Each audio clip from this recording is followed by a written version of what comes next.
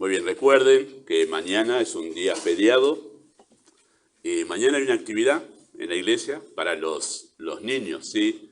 Los chicos, que ya se había suspendido el 25 de mayo por el clima, pero mañana parece que va a estar un día así, lindo, lindo como el de hoy. Así que les animamos a los papás a traer a sus hijos mañana, que es feriado, a las 4 de la tarde, ¿sí? A partir de las 4 hasta las 5:30, ¿verdad? Más o menos ahí. Y les animamos a los papás que si quieren venir con sus hijos y quedarse durante el tiempo que ellos tienen ahí la enseñanza, podemos hacer ahí una juntada entre las familias, charlando, teniendo un tiempo de comunión juntos. Los que quieren traer su mate pueden traerlo, pero les animamos a venir y que pueden quedarse, ¿sí? Así que mañana a las 4 de la tarde tenemos la actividad para los papás. Los niños y los papás pueden venir.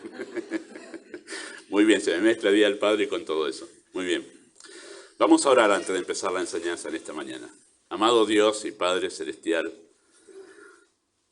damos muchas gracias por el privilegio de ser tus hijos, poder congregarnos y honrarte a ti, poder ser beneficiados con el hecho de conocer tu gloria, sentir en nuestra alma complacencia al crecer en el conocimiento de Cristo, ver su belleza, su grandeza, su excelencia, y que nuestra alma se regocije en ello.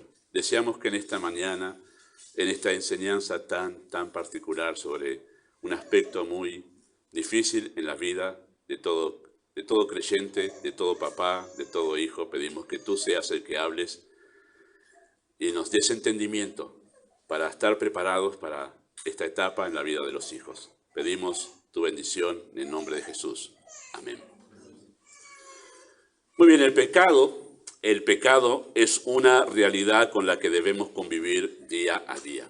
Eso es inevitable. Todos somos pecadores, no hay una sola persona en el mundo, ni ha existido una sola persona después del pecado de Adán y Eva en el huerto, no ha habido una sola persona que no nazca en esta condición, ¿sí? En la condición de pecado, y debemos convivir con el pecado día a día, incluso siendo salvos, convivimos con el pecado día a día.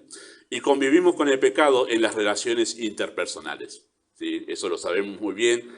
Todos nacemos en una familia y sabemos que en esa familia el pecado está porque somos pecadores conviviendo dentro de un hogar. Y este es el gran desafío a superar para una buena convivencia, ¿sí? El desafío del pecado es el desafío a superar para llevarnos bien los unos con los otros, especialmente llevarse bien dentro de una familia. Ese es el desafío a superar, en los desafíos del pecado dentro de nuestros corazones. Ahora, cuando consideramos el tema del noviazgo y el matrimonio, que eso es lo que estamos hablando este mes, ¿sí? Noviazgo y matrimonio de los hijos, estamos tratando de equipar a los papás con fundamentos sólidos para que puedan ayudar a los hijos en esta etapa, ¿no? De sus vidas, ¿sí? Así que cuando consideramos el tema de noviazgo y matrimonio de los hijos, debemos tener en cuenta que no existe, ¿sí? A los papás les decimos ahí que tienen ya todos, los que tienen toda su lista, es decir, ¿quién va a ser el novio de mi hija? ¿Quién va a ser la novia de mi hijo? Los papás tienen de la hija, las mamás tienen del hijo. La lista ahí que tiene que ser de esta manera, ¿no? Hay como un estándar que ya tienen. Tiene que ser así, ¿no? Bueno, debemos saber, en verdad, nosotros, que no existe la pareja perfecta para iniciar un noviazgo en vista del matrimonio. No existe, ¿sí? Eso lo sabemos muy bien debido a esta cuestión del pecado. Por lo cual, habrá cosas, ¿sí? Tanto en el uno o en el otro, de las personas que empiezan un noviazgo en vista del matrimonio, habrá cosas que tanto el uno y el otro estarán dispuestos a soportar, porque no son cosas tan graves como para ponerse en alerta de una relación peligrosa, ¿no? Que están entrando en una relación peligrosa. No, ya sabemos, somos pecadores, nos vamos a enchinchar alguna vez, otra vez nos vamos a deprimir, otra vez se nos va a escapar una broma que no debíamos hacer, otra vez vamos a responder de una manera agresiva y bueno, después nos calmamos. Sabemos que eso va a pasar, ¿sí? Y me refiero a esto, que son cosas que pasan una y otra vez en el día a día, ¿sí? Lo que me refiero que no son tan graves es que son cosas esporádicas, suceden, pedimos perdón, las arreglamos y seguimos adelante, ¿sí? Nos damos cuenta que no son tan serias y que no las tomamos obviamente como señales de alerta, sino las tomamos más bien como el desafío del amor, ¿sí? ese desafío del amor, decir, bueno, ya me estoy dando cuenta que no es perfecto él, que no es perfecta.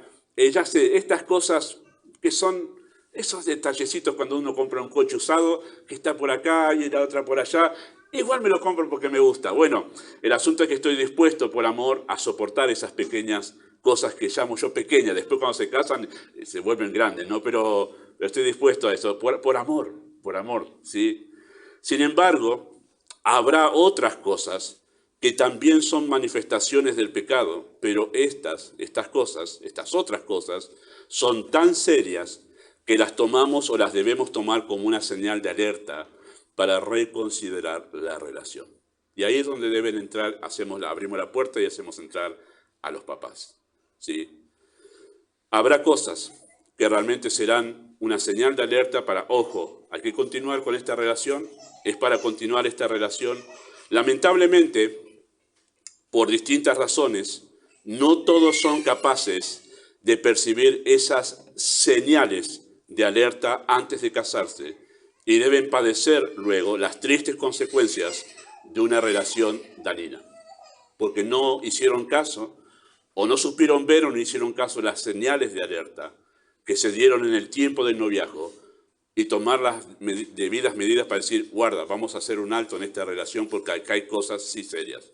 No son aquellas cosas que por amor estoy dispuesto o dispuesta a soportar o a llevar una relación con una persona así.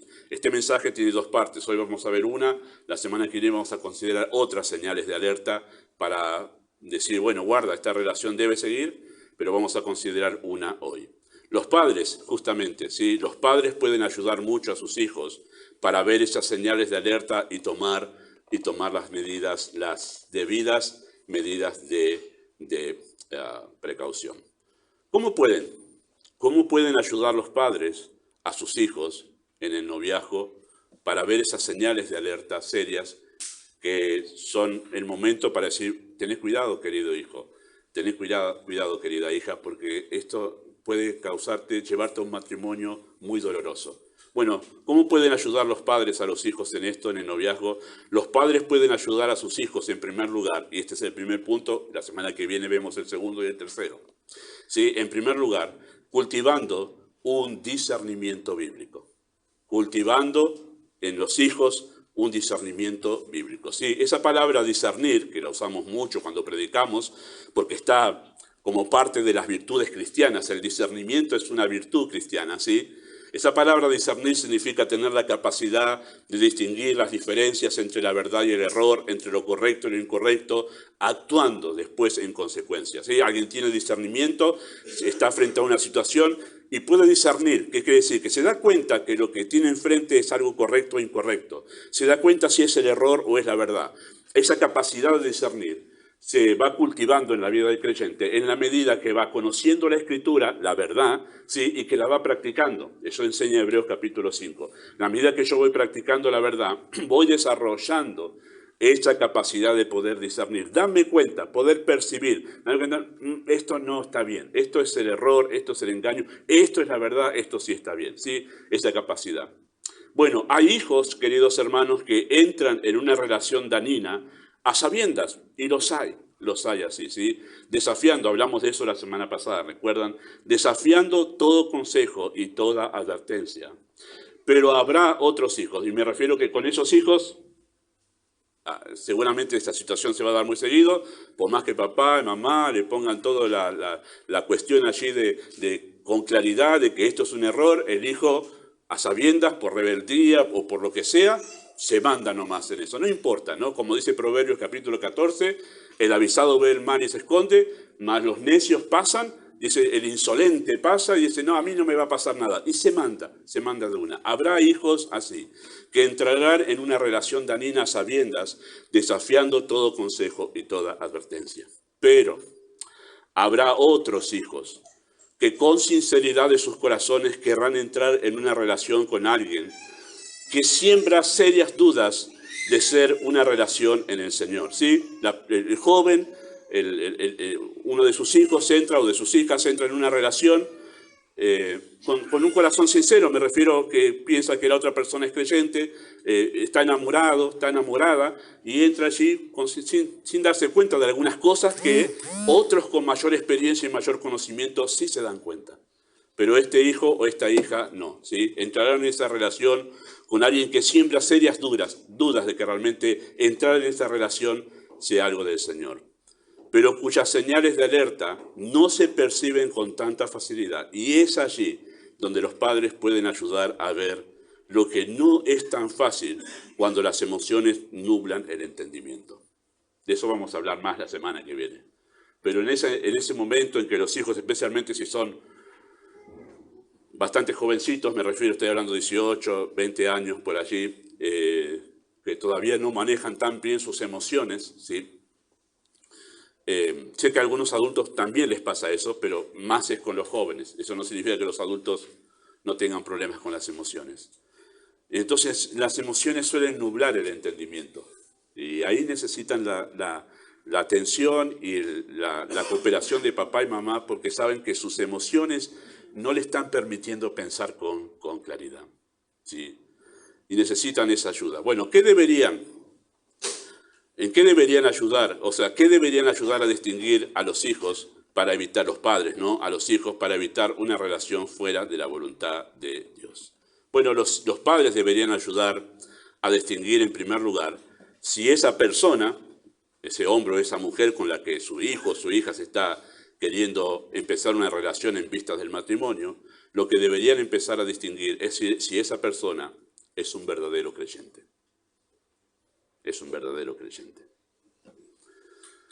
Vamos a enfocarnos en ese tema solo esta mañana. La próxima vamos a hablar de otras cuestiones que podríamos llamar patologías en algunas personas, incluso siendo creyentes, que son señales de alerta, ¿no? Pero deberían distinguir si se trata de un verdadero creyente. No son pocos los casos de creyentes que se casan pensando que la otra persona con la que se casan no es salva, y luego, al poco tiempo de convivencia, se dan cuenta de que no lo es. Y dicen, ¿qué pasó? ¿Por qué no vio las señales de alerta de que realmente se estaba casando con alguien que solamente aparentaba ser creyente y que no era creyente? ¿No se dio cuenta? ¿No se percibía? Bueno, vamos a ayudar en esto en esta mañana con la ayuda del Señor, dando herramientas a ustedes, papás, papá y mamá, para poder ayudar a sus hijos, porque esta situación se les va a presentar. Si tienen más de un hijo o una hija, más de una vez seguramente aquí. En algunos casos, la gracia de Dios obra para salvación. En esos casos donde alguien se casó con alguien pensando que era creyente, después se da cuenta que no lo era, en algunos de esos casos la gracia de Dios obra para salvación. Pero en otros hay que sobrellevar, y cuando digo obra para salvación es que, bueno, no era creyente, al estar asistiendo a la iglesia, el Señor obró en su gracia y fue salvo. Y a veces pasa así. Pero en otros hay que sobrellevar la situación con algunas dificultades que se podrían haber evitado si el creyente hubiese tenido discernimiento para saber que tal persona en realidad no era salva. Si hubiese tenido mejor discernimiento ese joven, o los papás de ese joven le hubiesen advertido, ojo, esa persona no conoce al Señor. No conoce al Señor. Cuidado con esa relación. Bueno, ¿podemos saber si alguien en verdad es salvo? ¿Podemos saber si alguien es salvo? ¿Pueden los papás estar frente a ese pretendiente o a esa chica que su hijo está pretendiendo? ¿Pueden los papás darle a ellos una base sólida, o pueden tener una base sólida para decir que tal persona es salva o no lo es? Bueno, la Escritura, queridos hermanos, nos da algunas pautas para poder identificar una falsa profesión de fe. La Biblia nos da a nosotros pautas claras para poder identificar una falsa profesión de fe. Cristo dijo esto, que no todo el que me dice Señor, Señor, entrará en el reino de los cielos. Ese texto, a los textos sí los van a tener, no todo lo demás que digo, ¿sí? Pero ese texto, esas palabras de Cristo están en Mateo capítulo 7, ¿sí? ¿Recuerdan el sermón de la montaña? Cristo dijo, no todo el que me dice Señor, Señor, entrará en el reino de los cielos. Así que, basados en las palabras de Cristo, nosotros podemos decir en primer lugar, esto para poder identificar una falsa profesión de fe. Nosotros sabemos que una mera confesión de labios no es suficiente para poder decir que alguien es creyente. No es suficiente evidencia para decir que alguien conoce al Señor.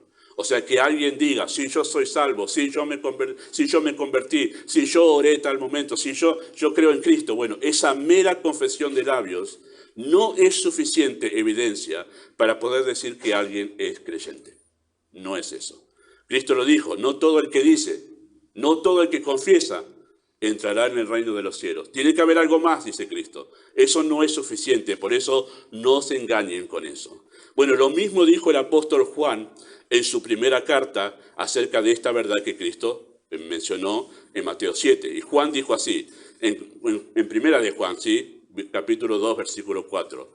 Él dice así, el que dice, yo le conozco y no guarda sus mandamientos, el tal es mentiroso y la verdad no está en él.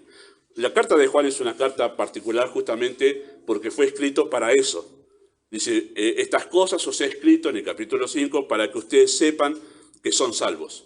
Dice, estas son todas las evidencias para poder saber que alguien es salvo. Y comienza su carta así, el que dice, pero no guarda sus mandamientos, el tal es mentiroso y la verdad no está en él. O sea, no es salvo, es la expresión esa, la verdad no está en él.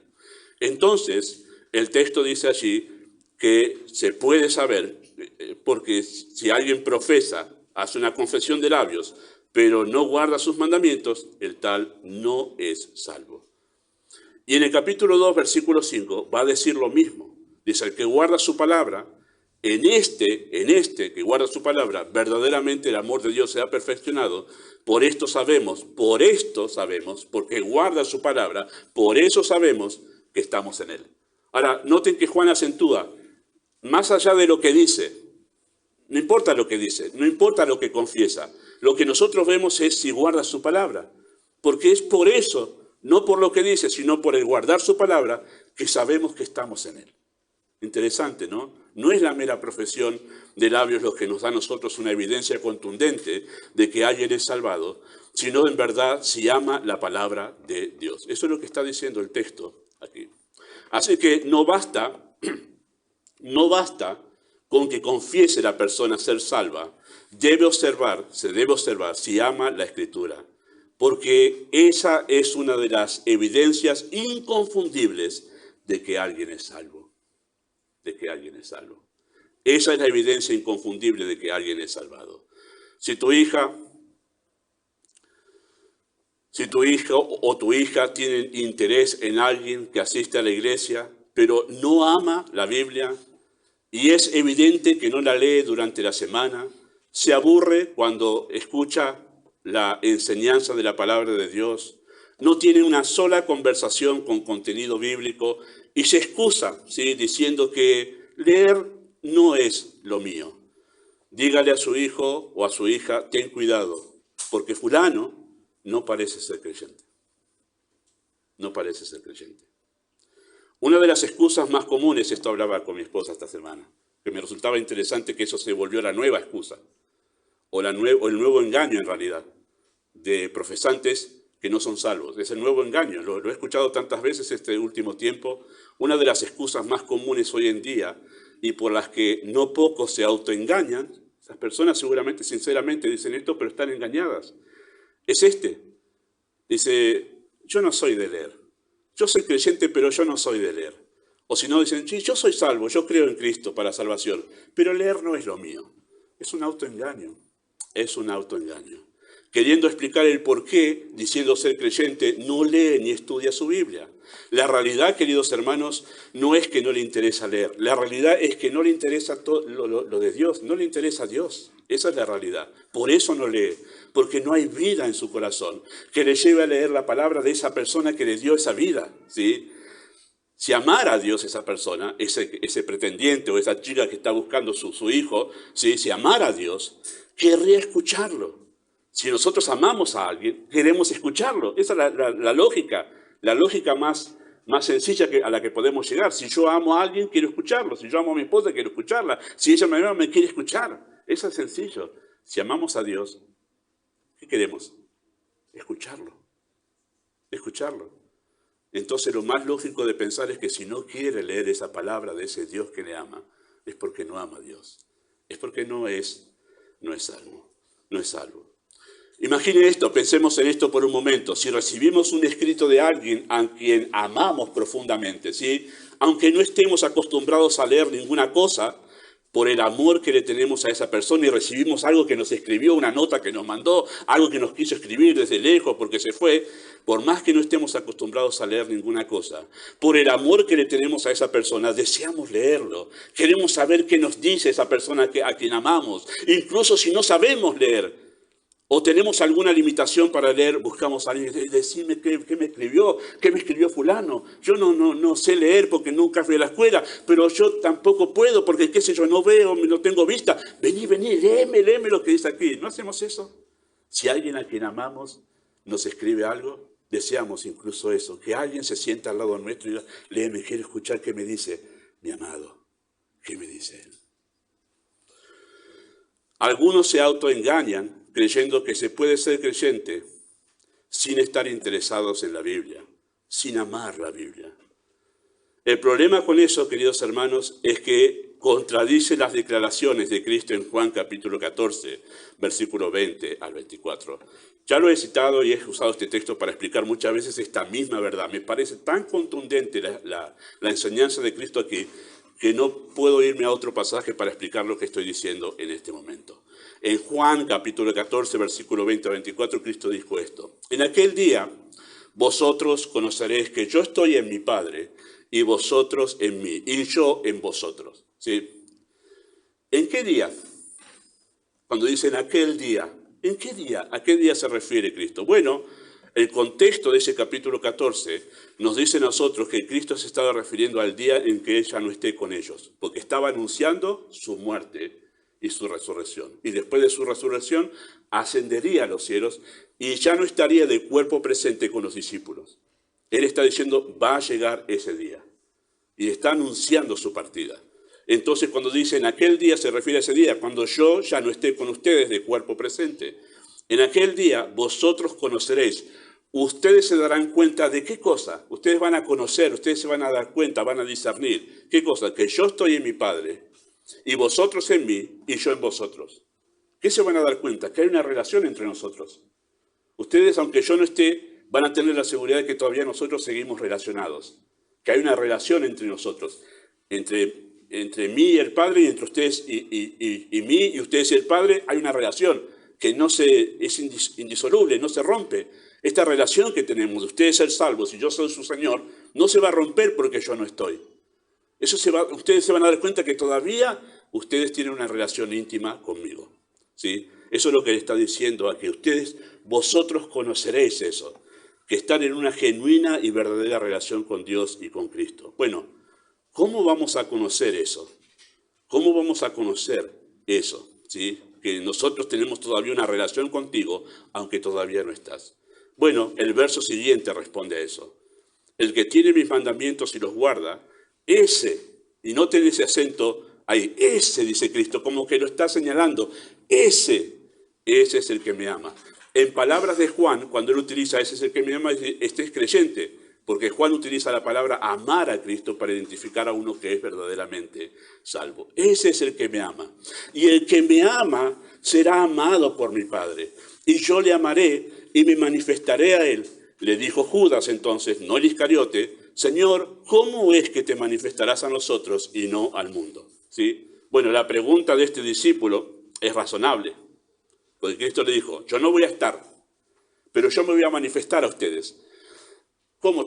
No al mundo, pero sí a ustedes.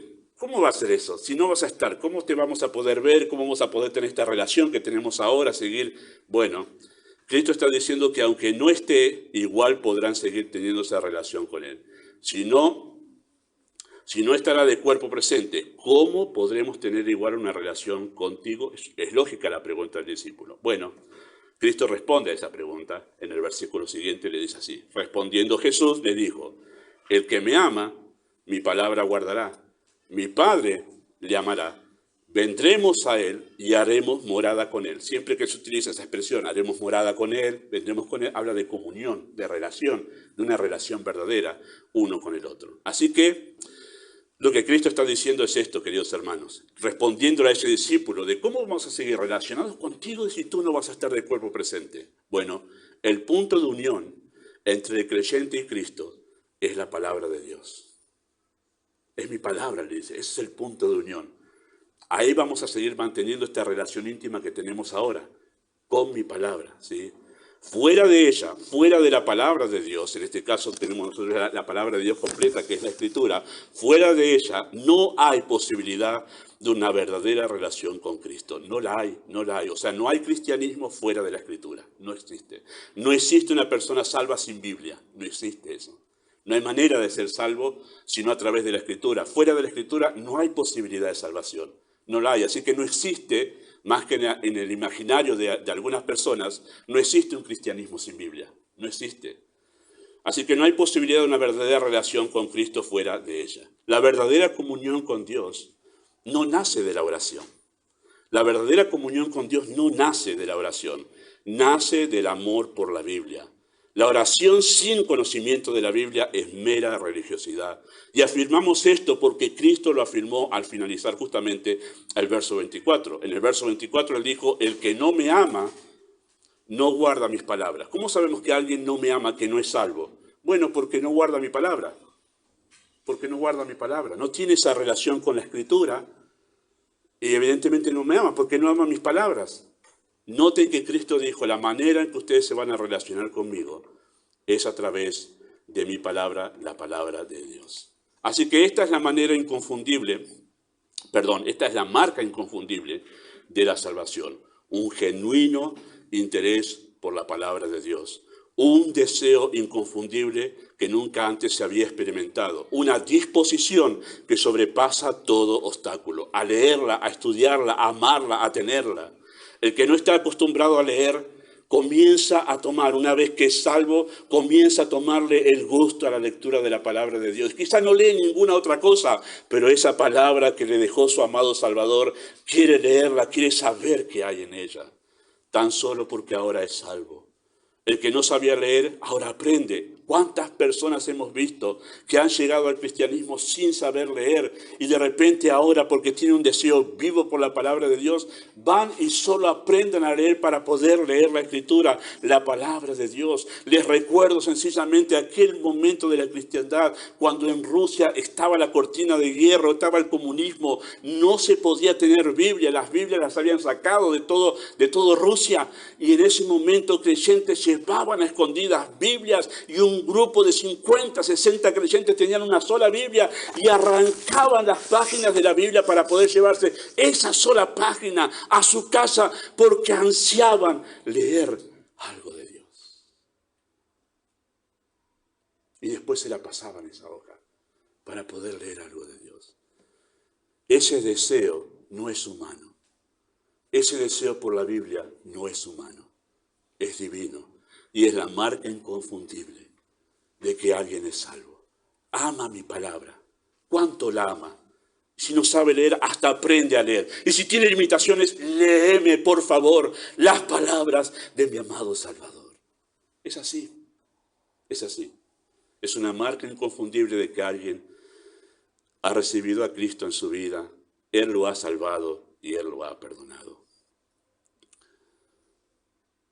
El pastor Ricardo, que algunos de ustedes ya están escuchando por Facebook, él en un momento subió hace como 2 años una foto de una viejita de casi 90 años, se había convertido a esa edad al Señor y le sacó una foto leyendo a esa edad las Escrituras, con sus limitaciones, pero leyendo las Escrituras.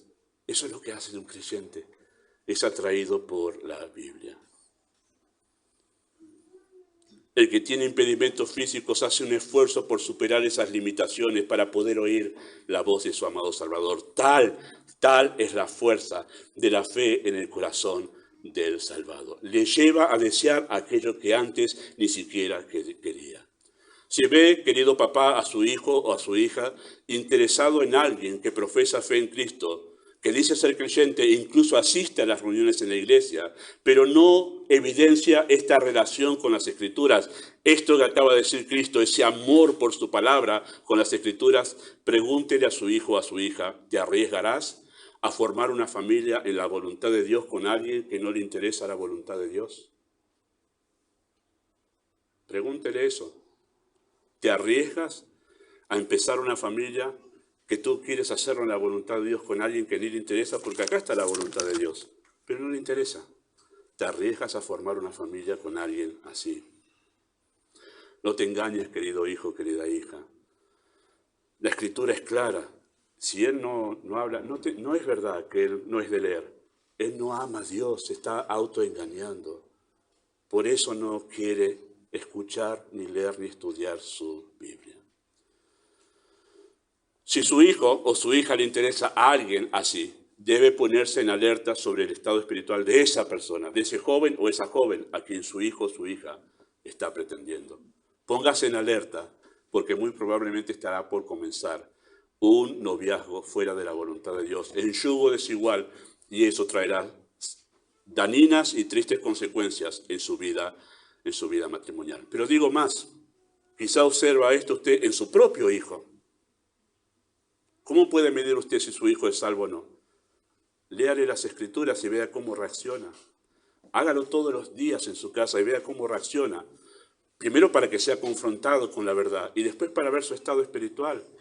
No son pocos los hijos de creyentes que están en la iglesia y los papás tranquilos porque asisten a la iglesia, pero no desean la palabra de Dios. Y dicen, no, pero oró cuando era chico en la escuela dominical y levantó la mano porque quería ir al cielo, pero después no desean nada de la Escritura. Mira a su hijo así. Quizá en verdad usted está pensando que su hijo es salvo y no lo es, porque no ama la Biblia, no desea la Escritura. Claro, muchas personas han inventado un cristianismo sin Biblia, pero no es el que está en la Escritura ni fue el que predicó Cristo. Así que debemos tener cuidado con eso. En segundo lugar, usted puede discernir el estado espiritual de una persona, ¿sí? Porque una mera asistencia a los cultos no es suficiente evidencia para decir que alguien es salvo. Una mera asistencia a los cultos no es suficiente evidencia para decir que alguien es salvo. En casos muy especiales, ¿sí? Hago este acento, en casos muy especiales, la mera asistencia es una pequeña luz que puede indicarnos la posibilidad de vida espiritual, pero no es una prueba contundente. Hay casos muy especiales, nosotros tenemos uno en nuestra iglesia, de alguien que tiene sus limitaciones. Mis hermanas le han predicado a Cristo con sus limitaciones y siempre vuelve. Va un tiempo, después vuelve. Y la única pequeña luz de posibilidad de vida espiritual es eso. Siempre vuelve a la iglesia, pero tiene muchas limitaciones.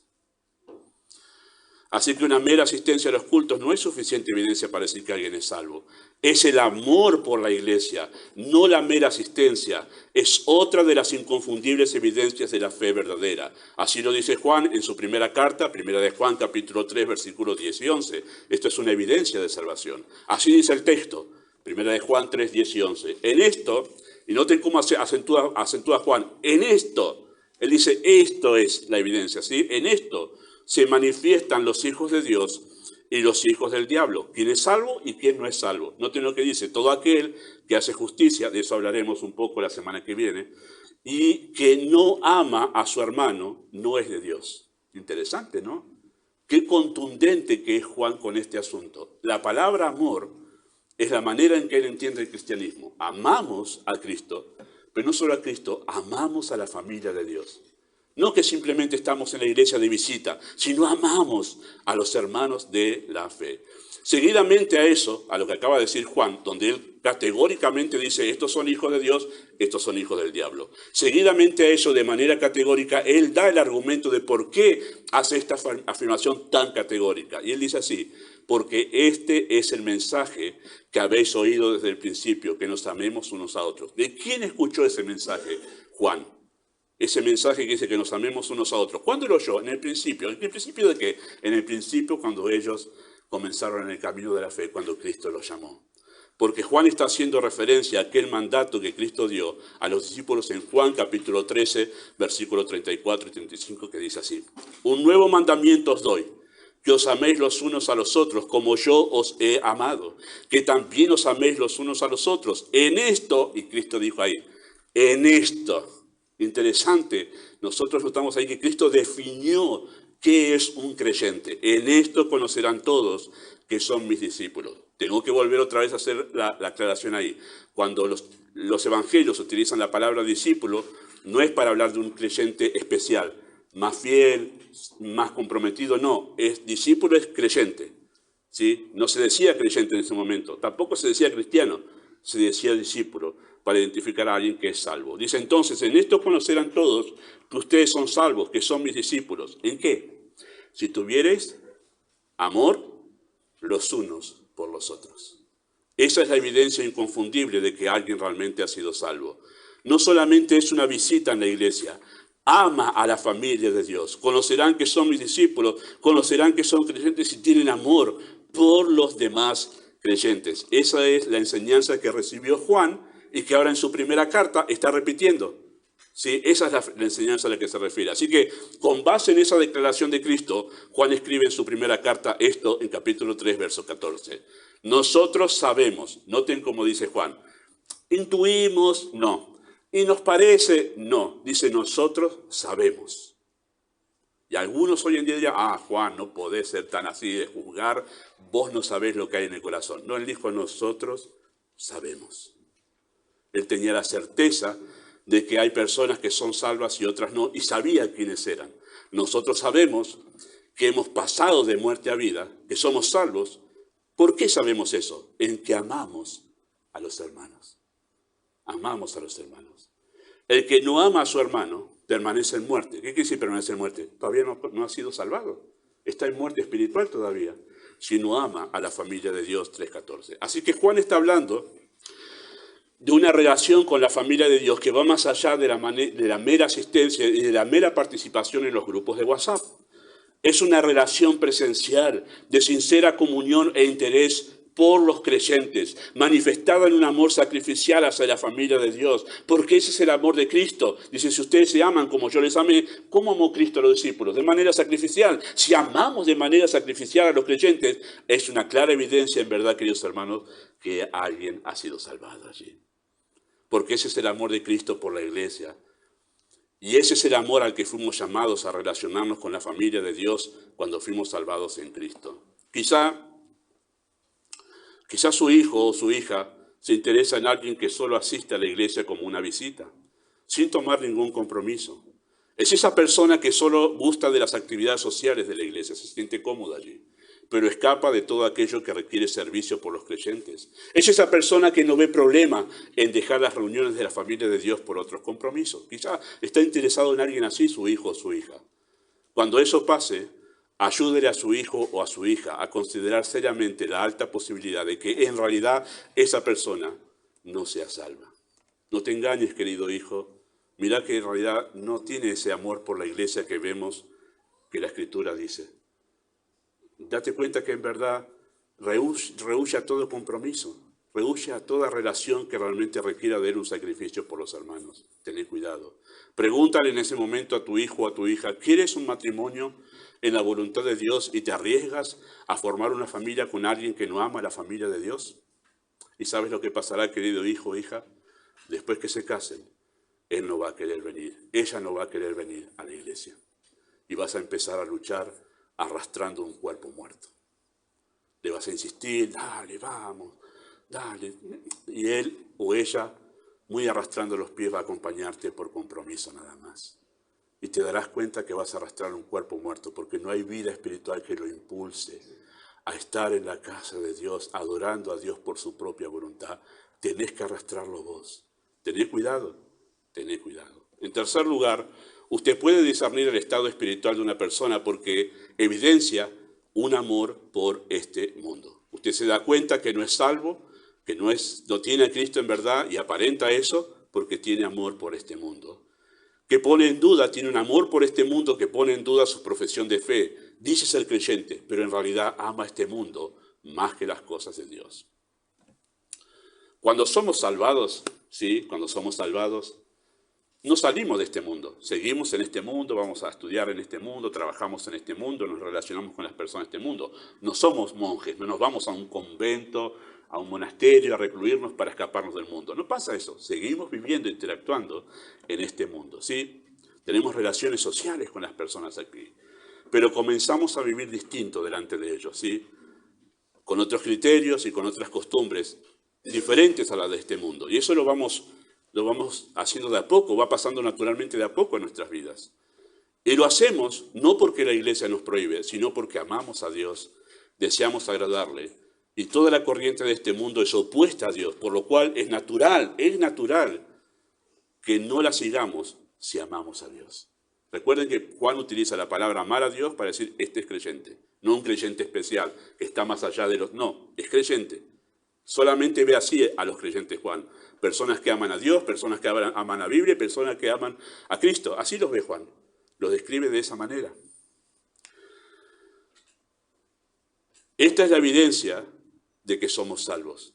Es empezar a dejar esa forma de vida, porque ya no lo amamos, ya no nos atrae. Eso es no amar el mundo. Ya no sentimos esa atracción que sentíamos antes por esas cosas, ¿sí? Y esa es la evidencia de que somos salvos. ¿Dónde dice esto? Bueno, 1 de Juan, capítulo 2, versículo 15 al 17. Dice así, no améis el mundo, ni las cosas que están en el mundo. Si alguno ama al mundo, ¿qué dice después? El amor del Padre no está en él. ¿Qué quiere decir el amor del Padre no está en él? ¿Se fue por un momento y después vuelve? No, dice, no es creyente. Profesa conocer a Cristo, pero ama este mundo. ¿Cuál es la conclusión que llega Juan? No es salvo. No es salvo. Así que al decir que el amor del Padre no está en él, significa que no ha experimentado el amor salvador de Dios. Seguidamente, Juan da el argumento. ¿Sí? En esa carta da el argumento por qué afirma esto. Verso 16 dice así. Porque todo, ese porque es, yo digo esto por esto, porque todo lo que hay en el mundo, los deseos de la carne, los deseos de los ojos y la vanagloria de la vida, no proviene del Padre, sino del mundo. Y el mundo pasa y sus deseos, pero el que hace la voluntad de Dios permanece para siempre. Entonces, ¿cuál es la afirmación de Juan? Yo digo esto porque así es Dios. Entonces, yo ahora tengo la vida de Dios en mí y le amo a Él, porque ahora Él puso en mí una fe que me lleva a amarle. Lo natural que debe pasar es que yo ahora rechazo eso porque en realidad me atrae más Dios que eso. Esa es la conclusión a la que llega Juan. ¿Cuál es la voluntad de Dios? Bueno, no amar este mundo. Permanecer para siempre significa tener vida eterna en Él. Quizá tu hijo o tu hija se interesa en alguien que dice ser creyente, incluso asiste a la iglesia, pero ama este mundo. Sigue la corriente de este mundo, se viste según la moda de este mundo, se maneja con los criterios de este mundo, habla como se habla en este mundo. Se trata de alguien que ha separado su actividad con la iglesia de su vida fuera de ella y vive dos cosas distintas. Quizás se interesó en alguien así. Bueno, ayuda a tu hijo o a tu hija a darse cuenta que este apego al mundo deja serias dudas sobre la salvación de ese pretendiente o esa chica que está pretendiendo tu hijo. Tened cuidado, fíjate que él sale de acá y él es otra cosa ahí. Es como uno más, no hay ninguna diferencia con los demás del mundo. Tened cuidado. Tened cuidado. Pregúntale en ese momento a tu hijo o a tu hija, ¿quieres un matrimonio en la voluntad de Dios y te arriesgas a formar una familia con alguien que ama este mundo, este sistema mundial gobernado por Satanás? ¿Quieres tener así tu hogar? ¿Quieres tener en tu hogar a alguien que va a estar tu hogar no gobernado por principios bíblicos, sino por los principios de este mundo? Sin duda, queridos hermanos, hay más evidencias que podemos considerar para evaluar si alguien es salvo, pero creo que estos son los pilares fundamentales de una fe verdadera y que son las cosas más básicas que puedo decir. Él dice, pero me doy cuenta que no es salvo, todavía no tiene a Cristo. Está engañado y es una gran pena. Ahora, permítame terminar este mensaje con un relato ficticio que yo ya leí hace 3, 4 años atrás. Algunos quizás se acuerden de esto. Un relato ficticio de hace unos años que quiero leer otra vez porque refleja justamente esta situación. En su momento lo leí por otro mensaje, pero hoy este relato encaja justo acá. Y lo escribió Dardo Leandi. Los hombres estuvieron en el campamento, ahora ya saben a quién me refiero. El pastor este que estuvo predicando a los hombres. Él lo escribió hace varios años atrás. Y tituló este escrito de una historia ficticia así: no es tan grave hasta que le pasa a tus hijos. Y él escribe sobre una situación imaginaria, pero que sucede muy a menudo dentro de la iglesia. Y dice así, lo voy a leer. Adán, ese nombre ficticio es perfecto, ilustra bien el punto a tratar. Adán ya es parte de la iglesia visible, pero nunca ha nacido de nuevo. No pertenece a la iglesia que Cristo conoce muy bien, su amada esposa. Adán es solo amigo de la esposa. No se ve a sí mismo como enemigo. Adán es tan seguro de sí mismo que ha aprendido a vivir entre los vivos, pero está muerto. Y a la vez es tan ciego a su propia condición que no se siente incómodo entre los creyentes. Su amor es tan parecido, su alegría parece el gozo cristiano. La iglesia es un lugar seguro para él. Allí él ha apostado todas sus relaciones, pero no sabe nada de comunión, solo de vida social en la iglesia. No es atraído por asuntos demasiado serios, solo nada en la superficie. Y su amistad es más profunda con los superficiales, aunque estar cerca del liderazgo, a veces o de vez en cuando, le da algo de estatus. Le apetece estar en la iglesia por la vida social que ella le ofrece, pero no ama a Cristo, ni su obra, ni su palabra. Mantiene cercanía con las cosas de Dios, pero a la vez un abismo de distancia lo separa. Las cosas de Dios sublime no lo seducen. La belleza de la gracia no lo afecta. Solo se trata de pasarla bien con sus amigos en la iglesia. Adán está en casi todas las iglesias. No es peligroso. No tiene los modales de un lobo. Su estilo es más sutil. Se peina como una oveja. Luce por fuera como una oveja, pero no lo es. Adán no es peligroso como los falsos maestros. Es casi un discípulo, un Judas antes de las monedas de plata. Él la pasa bien en las salidas, en los deportes, en las fiestas, en los campamentos, en turismo misionero. No la pasa tan bien cuando se necesita vida espiritual en acción. Adán no tiene nada que dar para esas ocasiones cuando, por ejemplo, hay que orar. Muy rara vez piensa en el cielo o en el infierno. Especula con el amor de Dios y su paciencia. No medita en la justicia ni en la ira del Señor. Ahora Adán ha cautivado a una de las hijas de Dios. Ella no lo conoce más allá de la vida social, pero ella sueña despierta con desposarse con él. Ella le ha dicho a todos que él es muy bueno. Sus padres quieren lo mejor para ella y no están totalmente seguros de que Adán sea lo mejor. La iglesia no celebra su noviazgo, pero tampoco tiene la respuesta incisiva para cortar esa despareja. Los días pasan, el compromiso ha llegado a las puertas del matrimonio. La novia ha visto mucho de Adán sin ver. Su corazón la engaña, ella piensa que su amado va a cambiar esas cosillas mundanas y todo va a estar bien. Pero ahora es un poco tarde. Su alianza de oro no brilla. Solo le recuerda que ha contraído matrimonio en yugo desigual. Antes solo tenía sospechas, dudas que el enamoramiento las omitió. Ahora lo conoce. Ya no tiene duda alguna, Adán no es una oveja del Señor. Esta situación no es un drama de división en la iglesia, ni un caso de inmoralidad escandalosa, pero es una verdadera tragedia en el micromundo de esta joven engañada para su familia, sus hijos y también para la iglesia. Nadie cree que esto es tan grave hasta que le pasa a sus hijos. Y luego de celebrar una boda, lamentan los problemas maritales del día después, o peor aún, lamentan el divorcio. ¿A quiénes le echamos la culpa? Al pastor, al grupo juvenil, a la iglesia, a ella misma, al joven cabrino, a Dios, al diablo. No servirá de mucho hablar de culpables, pero sí de exponer algunas verdades preventivas. He empezado un mensaje que el pastor Leandri dio sobre ese tema en ese momento. Bueno, queridos hermanos, necesitamos ser bíblicamente precisos a la hora de definir un creyente. Cuánto hemos luchado y cuánto he dicho de este púlpito, una oración nos salva. Una oración nos salva. Y cuánto se ha engañado a la cristiandad con diciendo, tenés que orar nomás, decirle a Cristo que entra a tu corazón, ¡pum!, salvo. Mentira. No está en la Biblia. No está en ninguna parte de la Biblia. Y como los creyentes no leían Biblia y los pastores decían del púlpito, nos los creímos. ¿Y cuántos folletos hicieron hacia esta oración? No está en ningún lado de la Biblia. Y nos hemos engañado con eso. Y así hemos considerado creyentes a mucha gente que no lo es y le hemos hecho daño. Hemos sido como fariseos, haciéndolos doblemente hijos del infierno.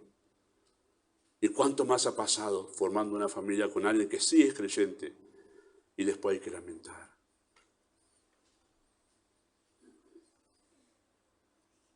Necesitamos ser bíblicamente precisos a la hora de definir un creyente, porque incluso, hermanos, un creyente inmaduro puede parecer un incrédulo, como vamos a mirar en la carta de Pedro, cuando volvamos a Pedro, el primer capítulo habla de eso. Que el creyente que no cree hasta parece un incrédulo, parece que es ciego, porque no da mucha evidencia de vida espiritual, aunque es salvo. Incluso un creyente inmaduro puede parecer un incrédulo, y en tal caso de que sea así, tampoco es un serio candidato para formar una familia que glorifica a Dios. Es cierto que a veces los hijos, cegados por el enamoramiento, las emociones, no querrán ver lo obvio. Pero es tarea de los padres hacer su mayor esfuerzo por ser sinceramente amorosos en plantear sus dudas a fin de glorificar a Dios. No son pocos los hijos que dicen en estos casos, mis padres, después, ¿no? Después que pasó todo, dice, le cayeron todas las fichas, no son pocos los hijos que dicen, mis padres tenían razón. Me acuerdo que mi papá me dijo en aquel momento, tener cuidado con él. Y yo no le hice caso. No son pocos, no son pocos. Enséñale a tus hijos la verdad, que la verdad es más importante que sus emociones. Prepáralo para eso, de eso vamos a hablar la semana que viene. Esta parte de ayudar a los hijos con sus emociones en ese momento. Cómo dominarlas y manejarlas para que no superen a la verdad. No sean el factor determinante, sino la verdad por sobre las emociones. Qué serio el tema, ¿no, hermanos? No les arruiné el Día del Padre, ¿verdad? Con este tema. Qué serio es el tema, queridos hermanos. Estamos equipando a los padres y muchos aquí tienen hijos pequeños. Van a vivirlo. Van a vivirlo. Ojalá esto quede en el corazón para que ustedes tengan herramientas para ser valientes y hablar, sentarse con sus hijos y decir, mirá, esto vemos. Y esto dice la Biblia. Tened cuidado. Vamos a esperar. Vamos a esperar. O directamente no. Vamos a ver la semana que viene que hay más cosas que despiertan señales de alerta y debemos tener cuidado. Señor, use este mensaje tan serio. Me gustaría terminar, pero es así, como termina el Sermón del Monte, ¿no? Termina de esa manera tan seria. Si construís una casa sobre la roca y si construís sobre la arena, se te va a derribar toda. Tremendo como termina el mensaje. Señor, nos ayude. Amado Dios y Padre Celestial, oramos. Porque no solo en el tema del noviazgo esta enseñanza es sumamente útil, sino en la vida de cada persona que aquí no te conoce y que no llega a comprender todavía la seriedad de no ser salvos, el destino eterno y lo serio que es estar engañados con una falsa fe. Deseamos, Padre, que tú uses la palabra como tú sueles hacerlo, libremente en cada corazón. Pedimos tu bendición en el nombre de Jesús. Amén.